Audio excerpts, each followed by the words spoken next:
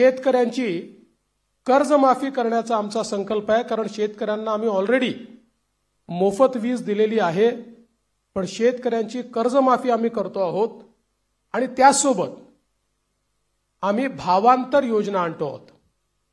म्हणजे हमी भावापेक्षा जर कमी भावामध्ये मार्केटची खरेदी सुरू झाली तर हमी भावाने खरेदी तर करूच, पण ज्या ठिकाणी हमी भावाने खरेदी होणार नाही त्या ठिकाणी भावांतर योजना राबवून जो काही मधला डिफरन्स आहे तो थेट शेतकऱ्याच्या खात्यामध्ये टाकण्याचा निर्णय आम्ही घेतलेला आहे. आणि हे आम्ही मागच्या वर्षी देखील करून दाखवलं. आपल्याला कल्पना आहे की आंतरराष्ट्रीय बाजारपेठेमुळे कापूस आणि सोयाबीनचे भाव पडल्यानंतर आम्ही लोकसभेपूर्वी निर्णय घेतला होता की भावांतर योजनेतून आम्ही पैसे देऊ. आचारसंहिता संपल्याबरोबर ते पैसे थेट शेतकऱ्यांच्या खात्यामध्ये आम्ही दिले आहेत. आम्ही या ठिकाणी प्रत्येक गरिबाला अन्न आणि निवाऱ्याचा हक्क हा देण्याचा निर्णय घेतलेला आहे. आणि जी वृद्ध पेन्शन योजना आपण चालवतो, ज्याच्यामध्ये 1500 रुपये आपण देतो, ते 1500 रुपयावरनं 2100 रुपये आपण करण्याचं ठरवलंय. किंबहुना अशा प्रकारच्या सहाय्यतेच्या जेवढ्या योजना आहेत, मागच्या काळामध्ये महायुतीच्या सरकारने 1500 रुपये केले होते, ते 1500 रुपयाचे 2100 रुपये आता पुन्हा महायुतीचं सरकार आल्यानंतर आम्ही त्या ठिकाणी करणार आहोत. यासोबत ज्या जीवनावश्यक वस्तू आहेत त्यांचे भाव स्थिर ठेवण्याकरता आम्ही त्या ठिकाणी मार्केट इंटरव्हेन्शन करणार आहोत. येत्या काळामध्ये 25 लाख रोजगाराची निर्मिती ही महाराष्ट्रामध्ये करण्याचं लक्ष्य आम्ही ठेवलंय. आत्ता ज्या गतिशीलतेनं महाराष्ट्रामध्ये औद्योगिकरण होत आहे आणि एफडीआय मध्ये देशाच्या 52% एफडीआय आपल्याकडे आलाय, मला विश्वास आहे की 25 लाख रोजगाराच्या संधी आम्ही तयार करू. आणि त्याचसोबत 10 लाख विद्यार्थ्यांना या ठिकाणी विद्यावेतनाच्या माध्यमातून आम्ही त्या ठिकाणी नोकऱ्या करण्याकरता किंवा त्यांना रोजगार देण्याकरता अग्रसर असणार आहोत. दुसरं, मागच्या 2.5 वर्षामध्ये आम्ही सरकारी नोकऱ्यांवरचा सगळा निर्बंध हटवून जवळपास 1 लाखपेक्षा जास्त, आम्ही 75,000 घोषणा केली होती, पण 1 लाखपेक्षा जास्त नोकऱ्या या सरकारी क्षेत्रामध्ये त्या ठिकाणी दिलेल्या आहेत. आणि यासोबत आमचा प्रयत्न आहे की जो गरीब किंवा मध्यमवर्गीय आहे याला सौर आणि अक्षय ऊर्जेचा वापर करून त्याच्या वीज बिलामध्ये 30% सूट हे आम्ही त्याला देण्याचा प्रयत्न करणार आहोत.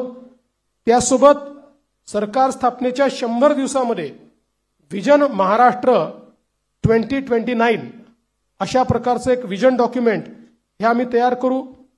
विज्ञान आणि तंत्रज्ञानाच्या क्षेत्रात आम्ही महाराष्ट्राला पहिल्या क्रमांकावर कसं ठेवायचं हा आमचा प्रयत्न असेल.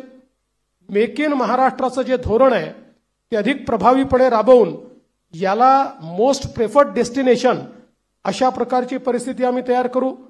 महाराष्ट्राला फिनटेक आणि एआय याचा हब म्हणून आम्ही तयार करू. फिनटेक आणि एआय मध्ये सर्वात जास्त पुढच्या काळामध्ये रोजगाराची निर्मिती होणार आहे आणि त्याचं सर्वात मोठं केंद्र हे महाराष्ट्र असेल. यासोबत एरोनॉटिकल आणि स्पेस या क्षेत्रामध्ये उत्पादनाच्या संधी आहेत, त्या संदर्भात आमचं सरकार काम करेल. आम्ही असं ठरवलंय की शेतकरी या ठिकाणी जे काही खत खरेदी करतात त्याच्यावर जो एसजीएसटी आम्हाला मिळतो तो एसजीएसटी आम्ही शेतकऱ्यांना परत करणार आहोत. त्यासोबत आम्ही शेतकऱ्यांकरता मोठ्या प्रमाणात जी मूल्य साखळी आहे ती मूल्य साखळी तयार करण्याचा आमचा प्रयत्न असणार आहे, जेणेकरून शेतमालाला त्या ठिकाणी मोठ्या प्रमाणात भाव मिळेल. 2027 पर्यंत आता महाराष्ट्रामध्ये 11 लाख लखपती निधी आम्ही तयार केलेले आहेत. 2027 पर्यंत 50 लाख लखपती निधी या महाराष्ट्रामध्ये तयार करण्याचा आमचा संकल्प आहे. अक्षय अन्न योजना ही गरिबांकरता सुरू करण्याचा आमचा संकल्प आहे. आणि या ठिकाणी महारथी म्हणजे Maharashtra advance robotic and AI training hub initiative या नावानं मोठ्या प्रमाणात लॅब्स आम्ही तयार करणार आहोत, ज्यातनं या क्षेत्रातली ट्रेंड मॅनपॉवर ही आपल्या कॉलेजेसमध्ये आणि शाळेमध्ये सुरू होईल आणि पुढच्या काळात ती पूर्णपणे तयार असेल. महाराष्ट्रामध्ये कौशल्य जनगणना आम्ही करणार आहोत, स्किल सेन्सस, आणि त्या स्किल सेन्ससच्या आधारावर वेगवेगळ्या सेक्टरमध्ये कुठे इंटरव्हेन्शन करण्याची गरज आहे आणि कशा प्रकारे त्या स्किलचा वापर करण्याची गरज आहे याचा प्रयत्न आम्ही करणार आहोत. यासोबत छत्रपती शिवाजी महाराज आकांक्षा केंद्र हे आम्ही तयार करणार आहोत, ज्याच्यामध्ये कोवर्किंग स्पेसेस असतील, इन्क्युबेशनच्या सुविधा असतील, ज्यातनं स्टार्टअप्समध्ये मोठ्या प्रमाणात विद्यार्थी असो किंवा स्टार्टअप करणारे जे नवीन नवतरुण असतील, या सगळ्यांना एकत्रितपणे शेअर्ड पद्धतीनं सगळ्या प्रकारच्या प्लग अँड प्लेच्या सुविधा आम्ही देऊ.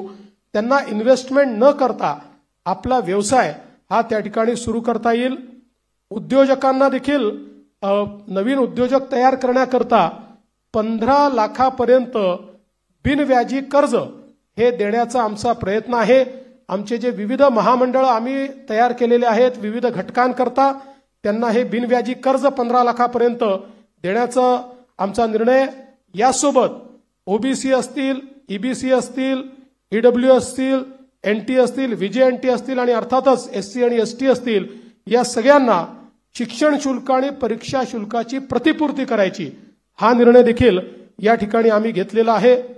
युवांमध्ये मोठ्या प्रमाणात फिटनेस असला पाहिजे, या दृष्टीनं स्वामी विवेकानंद युवा आरोग्य आणि फिटनेस कार्ड हे आम्ही तयार करणार आहोत आणि युवांच्या फिटनेस करता एक मोठी मोहीम हातामध्ये घेऊन क्रीडा क्षेत्रामध्ये आणि फिटनेसच्या क्षेत्रामध्ये मोठ्या प्रमाणात संधी उपलब्ध करून देण्याचा आमचा प्रयत्न आहे.